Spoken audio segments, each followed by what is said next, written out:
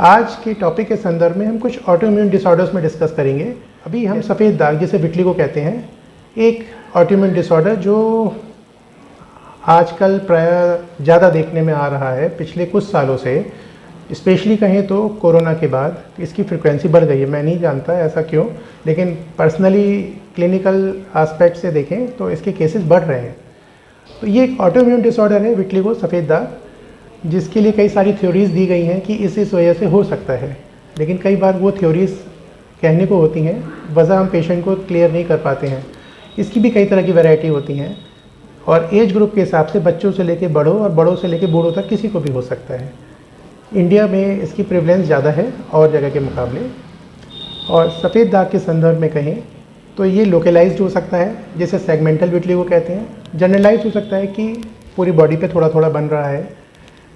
अगर ये by birth है तो उसे हम विटलिगो नहीं कहते हैं, वो नीवस होता है जो उसका कलर सफ़ेद हो गया, जैसे किसी तरह का लक्षण, जैसे किसी का रेड या ब्लैक लक्षण होता है, ऐसे ही सफ़ेद लक्षण के रूप में उसे मानते हैं। तो उसके लिए कोई ट्रीटमेंट बहुत सुचारू रूप से नहीं देते हैं। विटलिगो के केस में हमें बहुत सतर्क रहना होता है। जैसे ही कुछ दिखता है तो डॉक्टर की सलाह लेनी चाहिए, प्रॉपर गाइडेंस लेनी चाहिए, क्योंकि ये दिक्कत थोड़ी सी परेशान करने वाली होती है कई बार। एक तो सोशली भी, अगर विजिबल पार्ट्स पे है, मेंटली भी कि पेशेंट जिसको है और उसके घर में मदर फादर या बड़े लोग, वो भी अंदर से थोड़े डिस्टर्ब होते हैं। और जिस पे बीतती है, जिसको है, अगर वो समझदार बच्चा है 15 साल 20 साल के बीच में, 10 साल से ऊपर भी है, तो मन ही मन में वो समझता तो है सब कि फैमिली में लोग क्या सोचते हैं। तो सबसे ज़रूरी ये है कि इस तरह की दिक्कत हो तो सबसे पहले पेशेंट को पॉजिटिव रहना है, और उससे ज़्यादा पॉजिटिव उसके घर वालों को रहना चाहिए कि बच्चों को ऐसे शो करें कि कोई दिक्कत नहीं है, कोई ऐसी चीज़ नहीं जिसको सोच के परेशान होना है, और कोई भी बात हो तो बच्चे के सामने डिस्कस भी नहीं करनी चाहिए।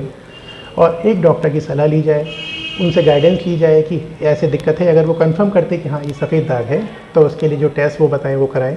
अर्ली स्टेज है तो प्रॉपर ट्रीटमेंट शुरू किया जाए, उसको फॉलोअप में लिया जाए।